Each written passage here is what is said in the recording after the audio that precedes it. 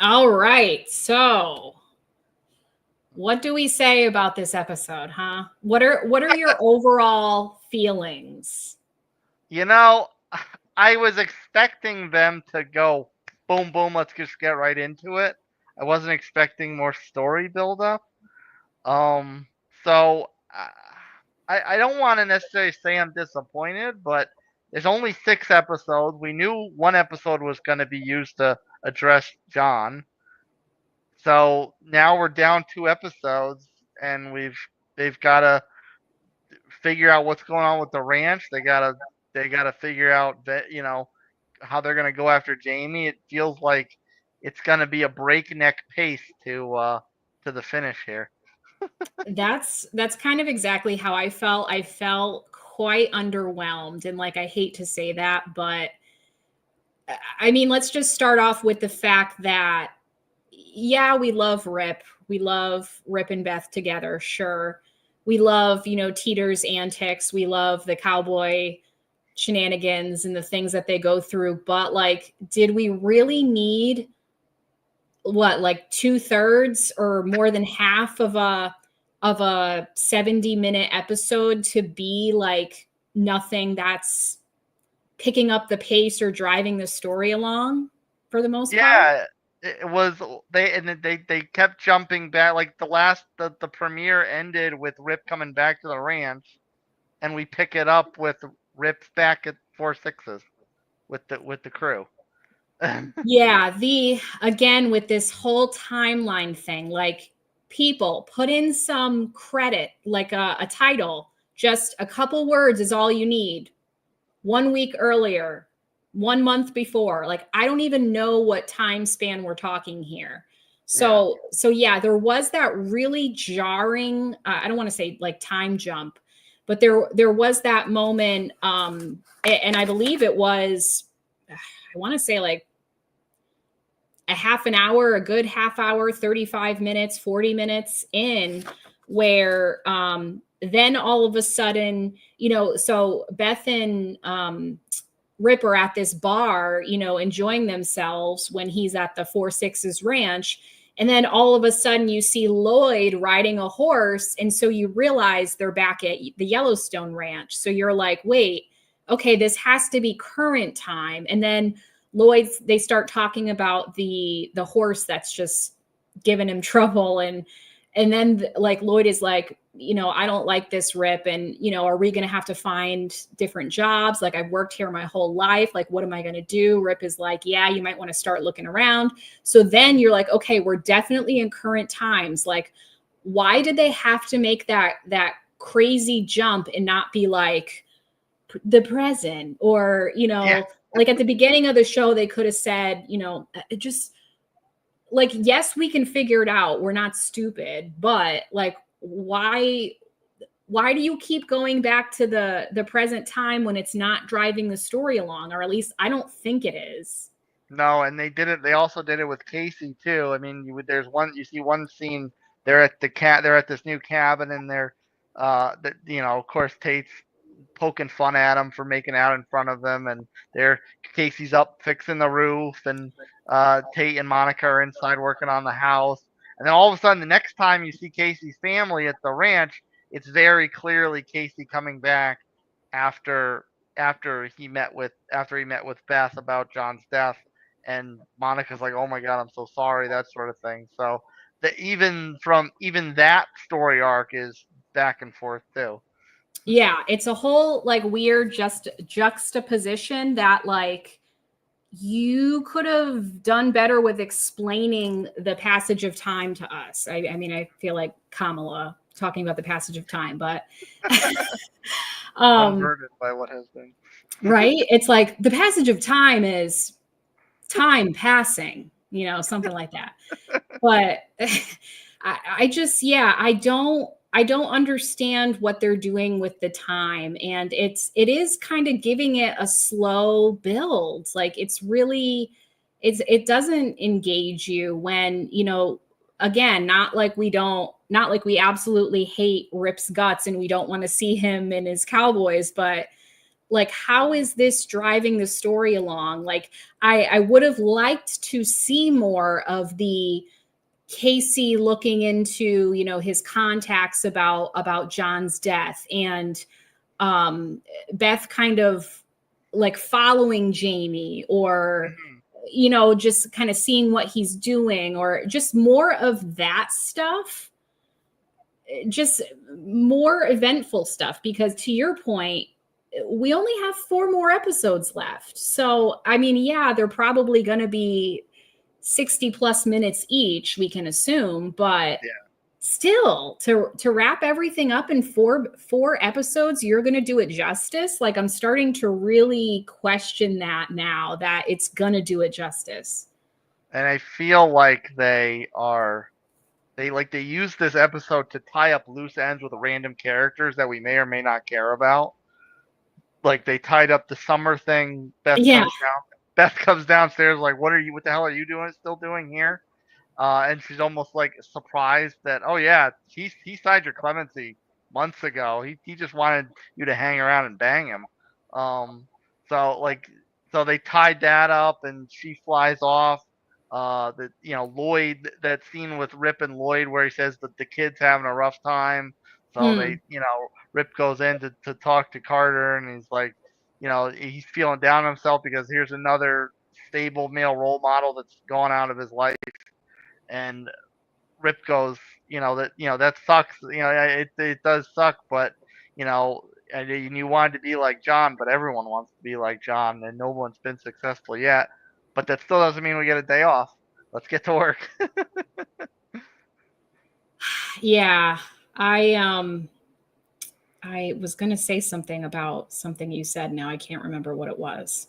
But I was like, I'm watching the clock during the episode because I'm thinking like, okay, when are we gonna get going? When are we gonna get going? I'm Right. Like, when are we going to get to the Jamie storyline, or the yeah, John, like something with John Dutton's death? Like, when are we going to get to that? It's just, you kept waiting for it. And it just, like, of course it's, you know, it's great. It's great TV. It's great acting as far as the other scenes, you know, the thing with the rattlesnake. And then, I was kind of like rolling my eyes though. I like, when again we get the two like, oh, get a room, mom and dad lines from Tate. I was like, this better not be a staple in every of these 6 goddamn episodes, or like I will like go ape shit. yeah. I thought it was funny when because they're obviously renting the cabin. He goes like, Yeah. "Go finish our room so we have one." Yeah. I was just like, I was like, I hope they're not going to have him like talk about how gross his mom and dad are in every like 4 of these remaining episodes. Well, in theory, they're going back to the lodge, so they will have their own room. So maybe it'll be left on the cutting room floor going forward. Yeah, let's hope. Fingers crossed for that. Yeah. Yeah, I mean, again, not like it was bad writing or anything. It just didn't further anything along. Like, there were some funny moments and some tender moments, but yeah. One thing I thought was really funny one was with the rattlesnake thing, how Gator's like, oh, do you want me to cook these up? You know, if you fry them, they taste pretty good. And then Yeah. like, it tastes like alligator, and they're kind of you know, giving him hell for that one. And then the moment with Beth gets pulled over in Texas, and she's like, you know, pushing up her cleavage and like hiking up her skirt. And then like this kind of like masculine female cop comes to the window and kind of calls her out on it. And that was pretty hilarious. Do you have any weapons on you besides those 2 things you're sporting? Yeah. Any weapons besides the 2 poking out of your chest? I thought that was Yeah. hilarious. And as far as funny interactions with Beth, when she tells Summer to take a hike off the ranch, and she's like, just get out of my car, and Summer gets out of the car before she slams the door shut. She goes like, I hope you donate your body to science so people can study how big a bitch you are. Ooh, So that burn. the two of them are never gonna stop being catty. I know. It's pretty hilarious though, but funny story. I couldn't remember what Summer's name was. So like it had been that long and I'm like, I know exactly who she is. I just couldn't think of what her name was. I really didn't even have any idea, to be quite honest, what it was, like what letter it even started with. But I wrote down John's like vegan girlfriend or vegetarian or whatever. I wrote down vegan girlfriend because I was like, that's how I related in my notes to who the hell she was. Piper Perabo. Yeah, Piper Parabo, but I could not for the life of me figure out what her character's name was. I did, however, that moment with the female cop, it did turn like, I wouldn't say emotional, but it did turn serious when Beth was explaining where she was going and what she was doing, and she said, I'm visiting my husband, he's at this ranch, and the lady said, oh, well, you know, tell your husband thank you. And she's like, thank you for what? And so the lady kind of explains that like they all know like what it takes to get a steak on a plate, basically, is like what these cowboys deal with as far as handling the cattle and doing all that stuff. So I thought that was a nice moment. Yeah, and I noticed that there was not that they like need to do this, because there's not a single person on the planet that watches the show that doesn't adore Rip. But they're like almost making a big effort in this episode to deify Rip, between the cop, you know, pulling Beth over and then letting her go, him kind of him consoling Lloyd, him consoling Carter. Like they are trying to build Rip up as, you know, this godly character, this big teddy bear. I'm like, you don't need to sell the audience on Rip. Everyone loves Rip. You know what? You know, now that you're saying that, it kind of makes me think if maybe it's not to build up Rip, maybe it's to kind of sow the seeds of what if Rip would be the guy that would take over everything, that he's like the most deserving of taking over everything. Like, you know, you had that scene with Kayce when it shows him coming home from finding out that John is dead, and Monica kind of consoles him, and then he says to come on, let's take a walk. And they're talking about, I really liked that scene too, how Kayce says, you know, it occurs to me, I never asked you what you wanted to be when you grew up, because I really never knew what I wanted to be either. And then they have that whole conversation where he kind of asks Tate, like, I just need to know if you want this ranch, like if you want ownership of this ranch. And then kind of interesting that Tate says like, oh, I always saw myself maybe working at the ranch, but I don't know if I ever saw myself owning it. And he's like, owning the ranch is like what killed Grandpa, basically. Yeah. Well, yeah, he says, like, I don't know if I could run it because look what happened to Grandpa or something like that. Right. But I mean, he didn't really know that his grandpa was like a low key, like, I don't want to say cowboy gangster. I was gangster is a good word. I was going to be like, cowboy mob boss. No. Yeah. I remember selling a coworker on watching the show, and a couple of us are in the room, and they said, well, what's it like? It's cowboy mafia. Yeah, but it's weird because the first couple seasons were all about that, but then they shifted away from that, right? Like they like make no mention of like taking people to the bus station or the train station or whatever it is anymore. Like they don't make any mention of the shady things that they did, and like that's kind of all in the past. I feel like they don't reference it anymore. Like I actually would like more of that. Well, I think they will, because knowing what's gonna happen, knowing what Jamie's trying to go after, I think Beth's gonna pull out all the dirty secrets to bury his chances at running for governor. Yeah, maybe she's gonna well, does she know about the reporter that he killed, Jamie? Does she know about that? I know John Dutton. Didn't Jamie confess to I, him? And John Dutton was like, "Oh dear God, Jamie, like I, what were you thinking?" well, actually, I don't actually. Can't remember if John knows about it, but Rip I'm does. pretty sure he does. Or maybe was it Rip? Rip is the one that helped him get rid of him because remember he set up Walker to throw the body into the water, and he's like, well, now you're an accomplice because your fingerprints are all over the car. When he was Oh wow. when Rip was playing games with Walker when Walker's trying to get off the ranch, Rip's like, no, you don't get off this ranch. So Rip knows about it. So presumably, if Beth doesn't know about it, she'll get the information out of Rip, and True.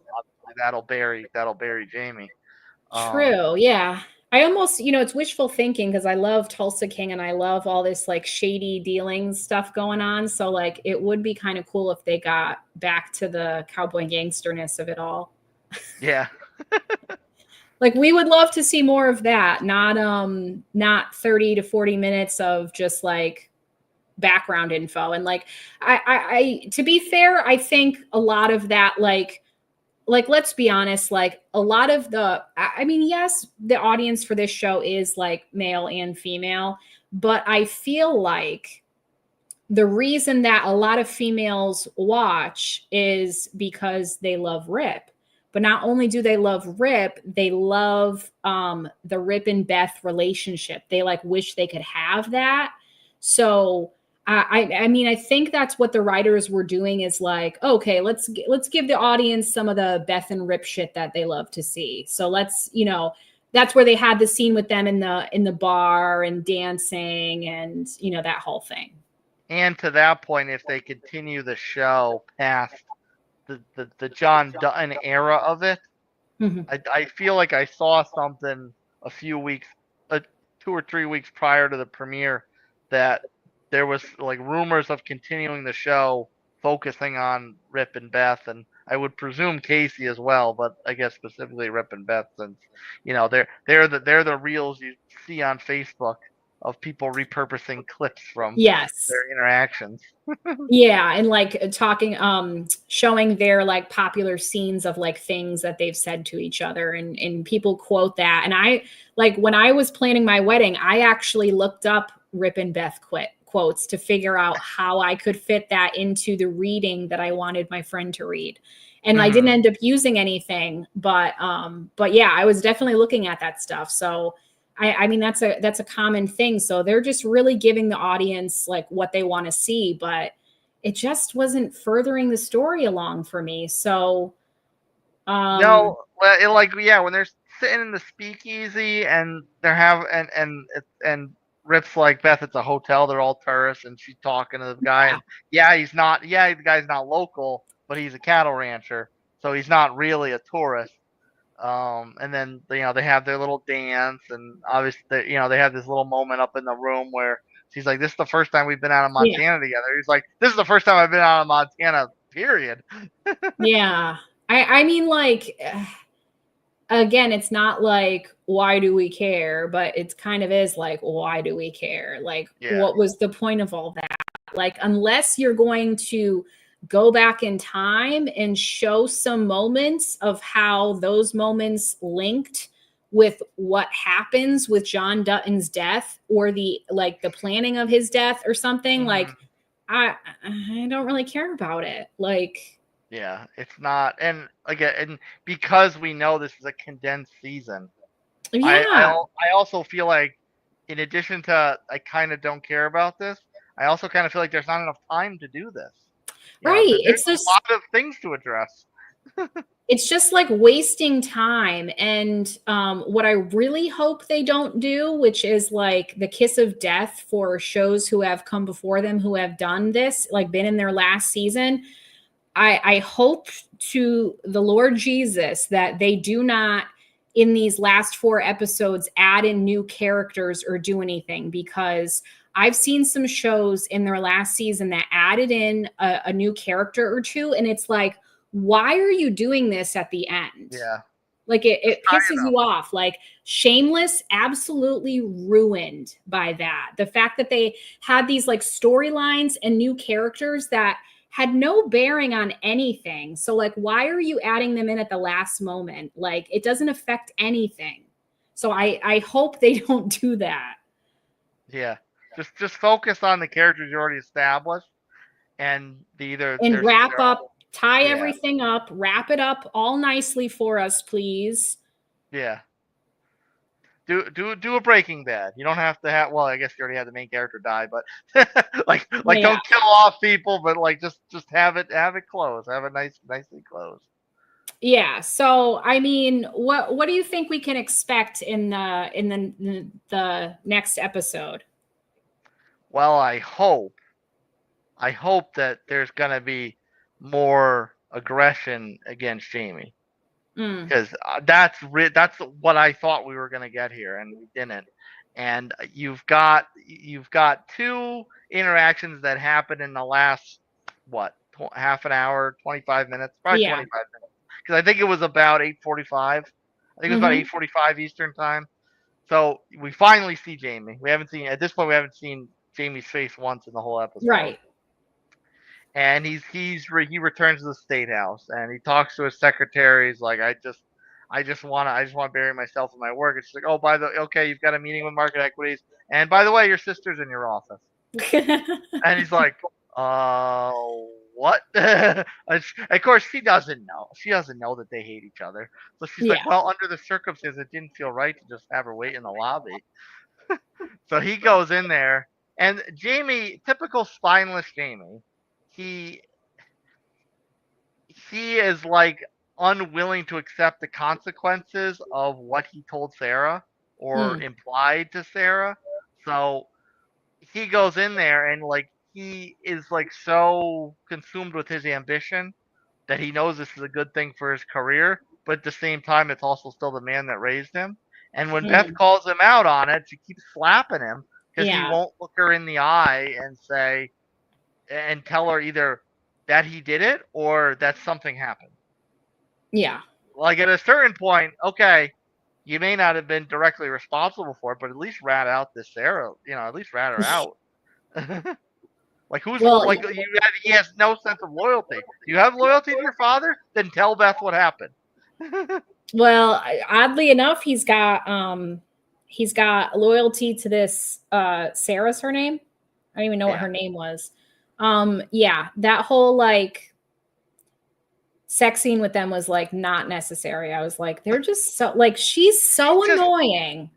she just keeps twisting him. I'm like, you already got him to imply that you wanted her to off his father. What? Like, you Yeah. don't have to keep doing this. He's Like already wrapped around your finger. and like what's in it for her? Like I don't really get it. So Right. I just like the moment when Beth kind of like grabbed her by the neck and like kind of I was like, yes. Yeah. I was like, let's give justice to this bitch because I can't freaking stand her. I really can't. Yeah. And then on top of that, Ellis is still now he probably has no idea this whole thing, but he's still like super, greedy and rise to power in his mind because like, oh well, okay, John's gone. Jamie's gonna help me take over this valley. Yeah. So it's like, oh well, if you're gonna run for governor, of course we'll support you at market equities. Mm. Yeah. And I just want to see more. I just want to see Kayce get more involved in this like Jamie investigation. Like not that he, That was the other scene. I mean, when he's talking to his old steel buddy, yeah, presumably steel buddy, because he calls him Frogman when he answers the phone. right. Um, so he's talking to him, and he's like, "Hey, like, what kind of, who do you know around the country who could have Hmm. done this? Who could have set this up?" So, like, I'm hoping that there's gonna be like a real tactical type of operation to expose Sarah or the hitman or the guy that she was speaking to in that little deposition room about taking out John. So Yeah. like, I hope that there's going to be some kind of I don't want to call it a black op thing, but like some kind of operation to unearth the kind of dirty deeds of Sarah and I guess Jamie by extension. Yeah. But I mean, again, not like I thought that not that I thought that Kayce didn't believe Beth, but like when she said, like, I know he did it. And then like, he's just kind of quiet for a second. And then he goes, well, he didn't do it alone. Like, I was like, does he believe her? Like, does he actually believe Jamie, or does he believe her, but he just doesn't know, like, he hasn't gotten to that place in his mind where he like has accepted it or something. Like, I was just, kind of curious to like hear more about where he's at with that. And like, I don't know how they would, if it's like something he's thinking, I don't know how they would like bring that out so we know what he's thinking. Yeah, Beth tells Kayce, like, he couldn't do it. He couldn't even look me in the eye, or he wouldn't look me in the eye. But you know who would? That viper that's in his bed every night. Yeah.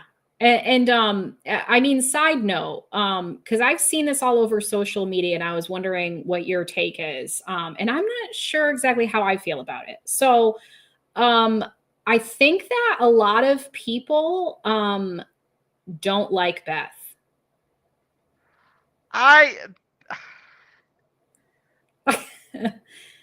Beth is such a difficult character to wrap your audience She's complicated. embrace over. Yeah, because like it's so she is as like kind of conniving as she can be, as she is. She's so transparent. She is so objective in what she does, even in kind of the wraparound backwards kind of, well, backdoor kind of way that she does it. She's so objective and so focused in her goals that from an audience perspective, like, I have to respect it. So like, I don't like, would I say that Beth's my favorite character? No, it would be Kayce, it would be Rip, characters like that. But I don't hate Beth. That's kind of how I feel. I don't hate her. I feel like, I mean, she does have many layers. She's a complicated character. Like, she acts the way that she acts because of things that like her past, I feel like. Yeah. But I mean, like, does she annoy me sometimes when she's like too dramatic about things? Yes. She can annoy me, I feel like, but again, I don't hate her. But I just thought that was interesting because I saw her, BuzzFeed had this list of like the most annoying main characters or the most hated main characters in shows, and she was on that list. And I commented and I was like, I don't really hate her. There were ones on the list that I for sure was agreed with, but I didn't agree with that. But I saw in the comments that some people were like, oh man, I stopped watching this show because of her. Oh yeah, I can't stand her. Like, I can't. Yeah, I was kind of surprised. Like, she's not, enough of a reason for me to stop watching the show. But does she annoy me sometimes? Yes. That's people clutching their pearls, reading BuzzFeed over their morning coffee. Like, oh no, nobody would ever be like that in real life. Yeah, and I think it's because, she does swear. She says like very inappropriate things that people wouldn't say out loud. Like, she does have some moments where she like sticks it to people, and I'm like, yeah. But yeah, I mean, yeah, she can. Even with the slapping scene, I was like slightly annoyed. I was like, okay, we get the point. Like, but when she does that, when she sticks it to people, she's sticking it to people that either A, wholeheartedly deserve it, yes, or B, are absolute freaking hypocrites. Yes. Like, did Summer ever really deserve all the shit that Beth gave her? Probably not. But every single time Summer opened her mouth, whether it was John, Beth, or somebody else, or even Rip, I think a couple times, they're always like, listen, this is what you're saying and thinking, and this is what reality is. Like, they don't match up together. Yeah. And even like, the scene where her and Summer have like a fist fight. Like, I feel like whenever she kind of sticks it to people, like, it's funny most of the time, or it's like you're like rooting for that dirt bag to like, get what they deserve. So like usually you're kind of cheering her on. Like, sometimes her approach can be a little obnoxious, and I think like I mean, I think that's something that we all can sort of relate to, though, that like, feeling like we're too much to some people, or that we're like too blunt, or that we maybe shouldn't have said those things because people judge us for it, or you know what I mean? Like, I think like she kind of represents that quality in people, and maybe they're uncomfortable with it. I almost to that point, I would add to it that maybe she's what people wish they could be in that situation Yeah. or in a similar situation. Right. So they're like uncomfortable with it. So Yeah. so they hate her. They're like, oh, that's annoying. Like I could never, like Yeah. I think it might be that kind of approach. Like even the chick in the bar that hit on Rip, and she's like, "Where?" It's like, "You better watch out. My wife's right over." It's like, "Oh, where's your wife?" It's like, "Sure, right there." And it's like, "Oh, well, I'm gonna tell him." So she goes over and tells her that she's gonna bang her husband or whatever. Yeah. And what does Beth do? Grab a bottle and whack it over her head.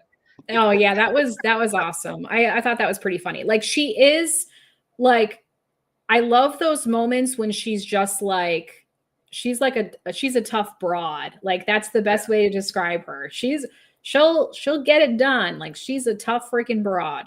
Yeah, like how many people in the scene with Jamie would just keep slapping him repeatedly? Yeah. But in that situation, like when you know or have a pretty darn good intuition that he's responsible for your father's death or a loved one's death or whatever the case may be, if you have a pretty good intuition that he's directly or indirectly responsible, and you want him to tell you to your face, and he just refuses to do that. He just kind of like shrivels up and turns into a wuss puss. Like that's like how many people are sitting there like, yeah, I would want to slap the shit out of him too. Yeah, and I think it's like like I thought the slapping was like a little repetitive, a little obnoxious, but like I guess the fact that she looks crazy doing it, it probably just looks that way because like we haven't been in that situation. Like if one of my siblings I thought killed my dad, I probably would be acting like her too. And then, Right. like people would be like, "Oh, you're crazy. Like you think you're adamant about the fact that like your sibling did it. Like of course you would look crazy." Mm-hmm. Well, I don't necessarily think like I think Jamie always kind of Jamie, excuse me. Like I think Kayce always kind of defended Jamie. Like he's not who you Yeah. think he is. He's a good person. And Hmm. right now, I think Casey's buying into Beth's fears that Jamie's this evil monster. Well, I not think fears. I mean, she doesn't fear; she knows it. yeah, and I don't think he's really like on the fence. I think he's like kind of like got like one leg like over the fence. Like Yeah, I think he's kind of over on her, starting to be over on her side. He just has to figure out like he needs the evidence or he needs the concrete information to show that that's yeah, what the situation is. yeah. He's starting to see the snowflakes fall, but he's not ready to build a snowman. Yeah. Any parting thoughts before we talk about what we have going on this week releasing? Well, yet again, I'm disappointed once again because no Rainwater, no Mo. They were in the premiere for Ah, like 30 seconds. They weren't in this one at all. yeah, true. But there were a couple extra quotes I wrote down. Like that scene where Kayce is trying to console Tate and Mm, trying to figure out like what part of your grandfather's legacy do you want, yeah, and Tate doesn't know whether or not to believe the news about the suicide, and he says like you can remember him the way he lived or the way he died, but your heart can't do both. yeah. So I thought that one was pretty profound. Um, I couldn't get that one down, but I wrote the one immediately after down, which was you can miss him or be mad at him. And he goes, I'll miss him then. And he's like, yeah, me too, buddy. yeah, and I think that Rip is such the yin to Beth's yang because obviously, like we went over, and everyone watching knows that Summer and Beth aren't exactly the best of friends, but Yeah. Rip still does the classy thing, take her to the airport, seeing her off, and like he's completely respectful to her, even though they are still on polar opposites, you know, how they live and that sort of thing. So it's like, even with Beth the way she is, Rip is like just such the opposite of like all like high class to kind of balance that out with anyone that Beth interacts with. Yeah. And that was when he was just like, I'd love to know what you're thinking in that big brain of yours right now. Cause like he's always kind of like ready to like, I don't want to say downplay, but he's always kind of like one step ahead of her, like, what are you about to do? You know, like what are you concocting and how am I gonna have to clean it up later? Yeah. I mean, because there's no chance he's gonna keep her in line. So he's got to worry about how he's gonna fix it up after. Exactly. So we have, you know, so today was the 10th episode because we're like, you know, midway part through a season. So next episode is going to be episode 12. So we've got 4 left to see if they tighten it up. And then well, we'll see. And then later this week, midweek, Wednesday, we'll be releasing an episode covering the second half, or I guess because it's 3 parts. So the second third of Cobra Kai season 6, or they call it 6B or something. So I guess it's going to be 6B, 6C. So and cliffhangers covering that. So if you haven't caught up, make sure you do that. Yeah, and you can do it between now and Wednesday. It's only 5 episodes. Yep.